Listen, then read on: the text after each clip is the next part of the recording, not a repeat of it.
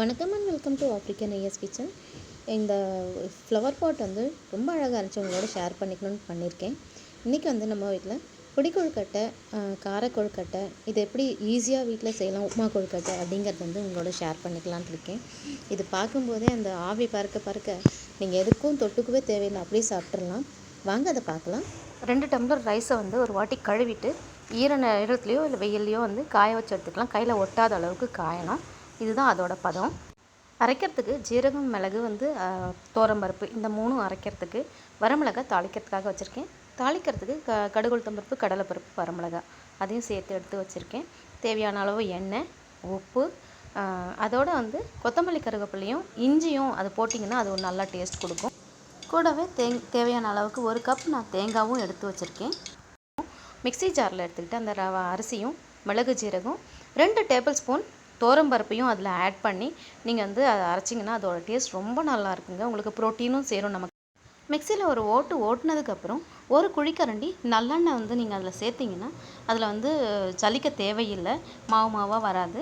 So அதோட சில பேர் வந்து தேங்காய் எண்ணெயும் சேர்ப்பாங்க. நான் வந்து நல்லெண்ணெய் தான் சேர்த்துருக்கேன்.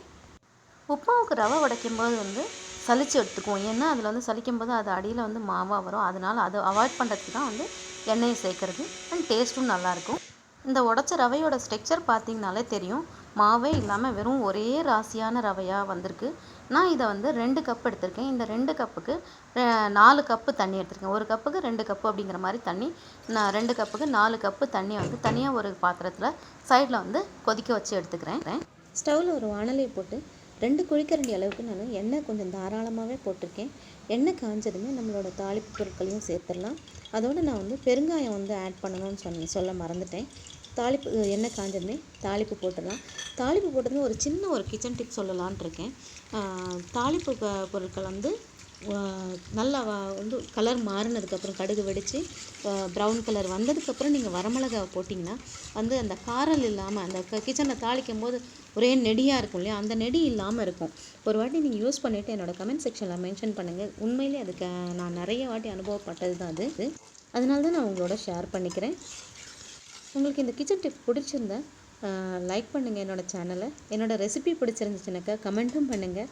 உங்களுக்கு அது சாப்பிட்டு டேஸ்ட் உங்களுக்கு உண்மையிலே மறக்க முடியாத அளவு இருந்தால் அது உங்களோட ஃப்ரெண்ட்ஸ் அண்ட் ரிலேட்டிவ்ஸ்க்கும் ஷேரும் பண்ணுங்கள். நல்லா வந்து கடுகு, உளுத்தம் பருப்பெல்லாம் நல்லா செவந்து வந்துருச்சு பாருங்கள். வந்த இந்த ஸ்டேஜில் வந்து நீங்கள் பெருங்காயத்தையும் போட்டுட்டு அட் த சேம் டைம் வரமிளகாவையும் ரெண்டுமே சைமல்டேனியஸாக நீங்கள் வந்து போட்டு வச்சுக்கிட்டிங்கனாக்கா அந்த வாசனை காரல் இல்லாமல் இருக்கும். அது போட்ட உடனே வந்து நீங்கள் இந்த ஈரமான இருக்கக்கூடிய அந்த இஞ்சி, இது சொன்னேன் இல்லைங்களா, கொத்தமல்லியும் அதில் போட்டிங்கன்னா அப்போ வந்து அந்த உங்களுக்கு நெடி வரவே வராது. ஏன்னா அந்த சூடான எண்ணெயில் வந்து அந்த டெம்பரேச்சர் குறைஞ்சிரும். உங்களுக்கு அந்த வாசனை, பெருங்காயத்தோட வாசனையும் நல்லா என்ஹான்ஸ் பண்ணும், காந்து போகாமல். ஸோ இதெல்லாம் வந்து சின்ன சின்ன கிச்சன் டிப்ஸ் தாங்க. நான் வந்து இன்னொரு கிச்சன் டிப்ஸ் வீடியோவில் ஒரு வாட்டி போடுறேன் நான். ஸோ நல்ல கலர் நல்லா சேஞ்ச் ஆகி வந்திருக்கு. ஸோ இந்த மாதிரி வதங்கினதுக்கப்புறம் நான் வந்து தண்ணியை வந்து ஃபஸ்ட்டு ஊற்றிடலாம். தண்ணி ஊற்றிட்டோம்னாக்கா நல்லா கொதி வரணும். இந்த தேங்காய் வந்து இப்போ போட்டிங்கன்னா காந்து போயிடும். அதனால் இப்போ போடாமல் நல்லா தண்ணி கொதி வரும்போது வந்து நீங்கள் தேங்காய் அதில் ஆட் பண்ணணும். ஸோ ஃபஸ்ட்டு இது வந்து தண்ணி ஊற்றியாச்சு, நல்லா கொதி வரட்டும், வெயிட் பண்ணலாம். இதுக்கு மத்தியில் இட்லி பாத்திரத்தை சூடு பண்ணிவிட்டு நம்ம க்ரீஸ் பண்ணி வச்சுக்கலாம் அந்த ஆவி வைக்கக்கூடிய அந்த இடியாப்ப தட்டை. ஸோ தண்ணி நல்லா கொதிக்க வந்துருச்சு, தேங்காயும் போட்டாச்சு. தேங்காய் போட்டதுமே கூடவே வந்து இதுவும் ஒரு 2 நிமிஷம் நல்லா கொதிக்கட்டும். கொதித்து வந்ததுக்கப்புறம் நம்ம ரவையை ஆட் பண்ணிக்கலாம். தேங்காய் போட்டதுக்கப்புறம் நம்ம வந்து உப்பும் தேவையான அளவு ஆட் பண்ணிடலாம். இதில் இந்த ஸ்டேஜில் நல்லா கொதிச்சிட்ருக்கு. இந்த ஸ்டேஜில் நம்ம எடுத்து வச்சுருக்கிற ரவையை வந்து அதோட ஆட் பண்ணிடலாம். ஆட் பண்ணிவிட்டு கைவிடாமல் கிளறணுங்க. ஏன்னா இது வந்து மாவு ஜலிக்காததுனால ஜஸ்ட் ரொம்ப கேர்ஃபுல், மாவு கட்டி தட்டிடாமல் இருக்கணும். பட் எனிவே அதை வந்து ஒட்டாமல் வரும். பட் இருந்தாலும் கட்டி தட்டாமல் இருக்கணும். நம்ம உப்புமா செய்யும்போது கூட ரவையை போட்ட உடனே கிளறிட்டே இருப்போம்ல, அந்த மாதிரி அதை வந்து கட்டி தட்டாமல் கிளறணும். நல்லா கலந்துக்கிட்டே இருந்து அதை கெட்டியான பதம் வர வரைக்கும், உப்புமா பதம் வர வரைக்கும் நம்ம அதை கிளறி கொடுத்துக்கிட்டே இருக்கலாம். ஒரு 5 நிமிஷம் வந்து மூடி போட்டு வேகட்டும். இதுக்கு மத்தியில் வந்து நம்ம பக்கத்தில் இட்லி பானையில் வந்து தண்ணி வச்சு அது மேலே வந்து ஆயில் க்ரீஸ் பண்ண வச்ச அந்த இடியாப்ப தட்டையும் அதில் வச்சிடலாம், ரெடி பண்ணி வச்சுக்கலாம். மூடி திறந்து பார்த்துடலாம். அதையும் நல்லா வெந்திருக்கு. ஆறவும் ஆறடிச்சு ஒரு 5 மினிட்ஸ் நான் ஆஃப் பண்ணிவிட்டு 5 மினிட்ஸ் ஆயிடுச்சு. இதை வந்து ஒரு கையில் எண்ணெயோ இல்லைன்னா தண்ணியோ தொட்டு ஒரு சின்ன சின்ன உருண்டைகளாகவோ இல்லை உங்களுக்கு பிடிச்ச மாதிரி கொழுக்கட்டை மாதிரி ரவுண்ட் ஷேப்லேயும் இல்லை நீட்டமான ஷேப்லேயும் எந்த ஷேப் வேணுமோ அதை வந்து உருண்டை பிடிச்சி 15 மினிட்ஸ் வந்து நீங்கள் ஆவி வந்ததுக்கப்புறம் எடுத்திங்கன்னா உங்களோட சுவையான பிடி கொழுக்கட்டை ரெடி ஆகிடும். ஸோ இந்த மாதிரி அழகாக என்னென்ன டிசைனில் வேணாலும் பண்ணிக்கலாம். இன்னும் சின்ன குழந்தைங்களுக்கு பிடிக்கும்னா நம்ம இந்த பால் கொழுக்கட்டை செய்வோம் இல்லைங்களா, சின்ன சின்னதாக அந்த அளவுக்கு உருட்டி வச்சாலும் பரவாயில்ல.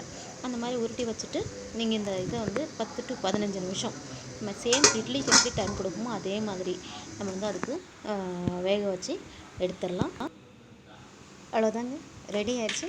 இதோடு நீங்கள் வந்து எந்த சட்னி மிளகா பொடி இல்லை இது சுட சுட இருக்கவே நான் சொன்ன மாதிரி சூடாக அப்படியே எடுத்து சாப்பிட்லாம். அப்படி இல்லைன்னா மிளகா பொடி, தேங்காய் சட்னி, புதினா சட்னி, கொத்தமல்லி சட்னி இல்லை ஈவன் மத்தியானம் மிஞ்சின ஏதாவது வத்த குழம்பு அந்த மாதிரிலாம் செஞ்சோம்னா அது கூட நம்ம வச்சு சாப்பிட்டா அவ்வளோ அட்டகாசமாக இருக்கும். சுட சுட சாப்பிடும்போது கடன்னு இறங்கிடும், எத்தனைன்னு தெரியாது. ஸோ என்னோடய வீடியோ பார்த்ததுக்கு ரொம்ப நன்றிங்க. அடுத்த வீடியோ பார்க்குற வரைக்கும் உங்களிடம் விடைபெறுவது உங்கள் ஜானகி சண்முகம். நன்றி.